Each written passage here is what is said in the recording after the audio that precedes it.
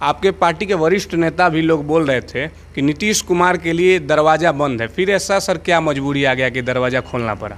शराब माफिया, जमीन माफिया और बालू माफिया ऑफ डेमोक्रेसी पे तंज कसते हुए कि किसान एमएसपी मांगे तो गोली मार दीजिए, जवान नियुक्ति मांगे तो बात मत करिए। इस पे सर बिहार में लोकसभा में अब की बार आप लोग कितना सीट लाने वाले? सौदागरी नहीं बना जी, क्यों? ये यहाँ के राजकुमारों से जाके पूछिएगा। जी। तो इसमें अब कौन सी का आपको क्वेश्चन पूछने की जरूरत है? क्योंकि जो मंजीत ये सब विषय बंद करिए। ये सब कौन? नमस्कार, भारत मंथन टीवी देख रहे हैं आप। मैं रॉकी कुमार, हमारे साथ बैकुंठपुर के निवर्तमान विधायक और भाजपा बिहार के महामंत्री मिथिलेश तिवारी जी हैं। आज हम इनके आवास पे आए हुए हैं और इनसे कुछ बातें करेंगे। सबसे पहले सर स्वागत है भारत मंथन टीवी। धन्यवाद धन्यवाद। सर मैं एक सवाल करूंगा। कुछ दिन पहले आप मेरा माटी मेरा देश कर रहे थे कार्यक्रम, उसमें आप बताए कि झाझवा का जो ट्रॉमा सेंटर है वो आपकी सरकार बनाई और तेजस्वी यादव जी कह रहे थे कि वो हमने बनवाई, उद्घाटन भी किए आके। क्या कहेंगे इस पर?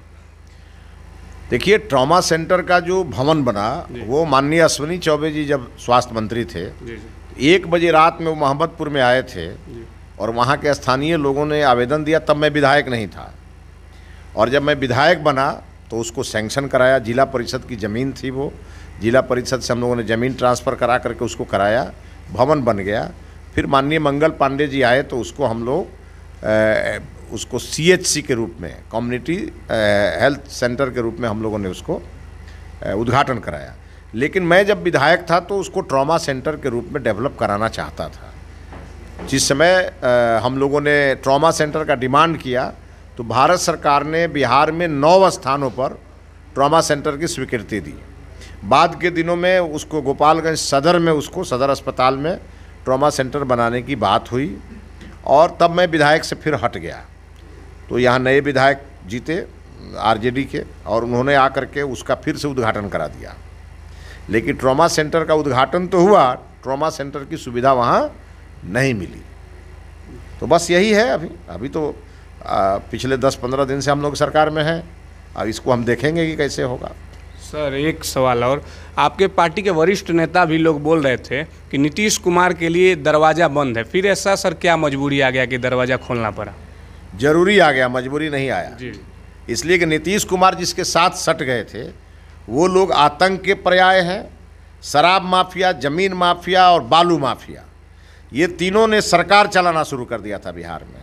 तो ये जो आपको दिख रही ना आम जनता जो यहाँ बैठी है, इसके मन के अंदर भय का माहौल था। लोग डरे हुए थे, सहमे हुए थे। कानून पे अपराधियों का शिकंजा कसता जा रहा था और बिहार बर्बाद हो रहा था। इसके कारण नीतीश कुमार जी को जब यह बात समझ में आई तो नीतीश कुमार जी हमारे यहाँ आए। हम लोगों ने जो दरवाज़ा बंद किया था, हमारा कुंडी बाहर से लगा हुआ था, हम अंदर से कुंडी लगाने वाले लोग नहीं हैं। भाई जिसको आना है वो आए। नीतीश जी ने आके कहा कि हाँ हम आपके साथ चलना चाहते हैं बिहार के विकास के लिए, हम लोग मान गए। इसमें कोई बहुत ऐसा बातें नहीं है जो समझने वाला बात नहीं है। कोई मजबूरी नहीं थी, बिहार के हित में हम लोगों ने निर्णय लिया।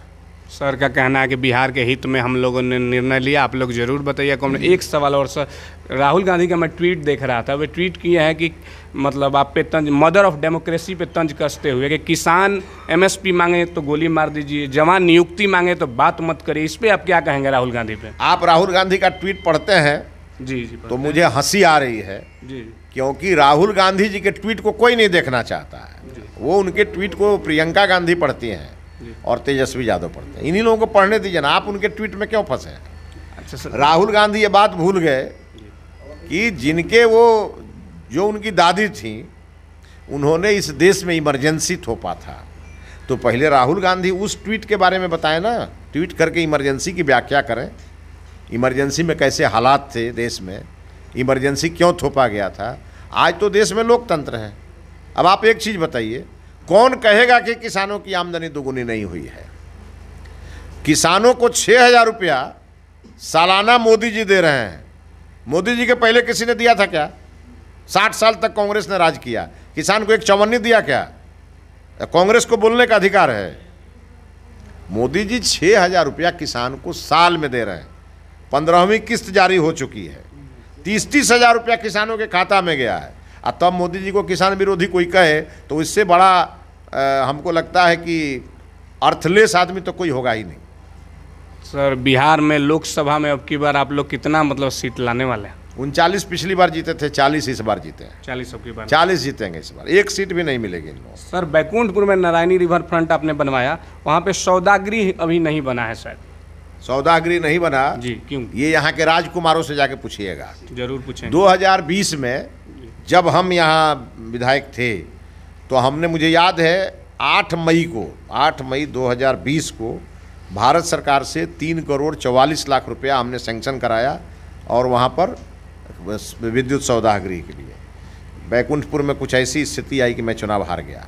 उसके बाद 2 साल तक उसका टेंडर नहीं होने दिया गया। कोई चिट्ठी लिखता है कि यहाँ पर किसानों की ज़मीन है, कोई लिखता है कि यहाँ बन नहीं सकता है, कोई कुछ करके इसको टाल दिया गया। लेकिन एक अच्छी खबर आपको बता देते हैं, पिछले 13 तारीख को, इसी महीने के 13 तारीख को अब 5 करोड़ रुपया भारत सरकार ने उस विद्युत सौदागृह को बनाने के लिए रिलीज किया है। अगले 15 से 20 दिनों के अंदर उसका टेंडर निकलेगा और मैं आपको आज बता दे रहा हूँ, लोकसभा चुनाव से पहले संभावना है कि काम शुरू हो जाएगा। सर एक लास्ट सवाल, बैकुंठपुर से सर मैं कुछ दिन पहले मंजीत सिंह जी से भी बात किया, उनसे भी पूछा क्योंकि आप दोनों तीर और कमल एक में है, तो कौन खड़ा होगा सर चुनाव में, कौन लड़ेगा बैकुंठपुर? अभी आपको कन्फ्यूजन है क्या यहाँ? नहीं सर, जनता को बता दीजिए।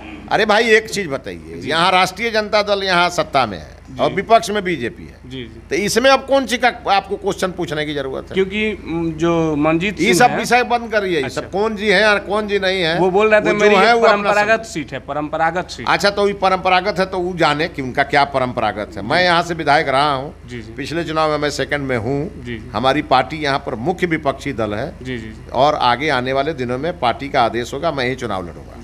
बहुत बहुत धन्यवाद सर। हमारा ये छोटा सा प्रयास आप लोगों को कैसे लगा कमेंट बॉक्स में ज़रूर बताइएगा, और सर से और क्या सवाल करना चाहिएगा वो भी कमेंट बॉक्स में लिखिएगा। तो अगले मिलन में सर से हम फिर पूछेंगे। धन्यवाद। जय हिंद, जय भारत। ठीक है सर, बंद कर दो।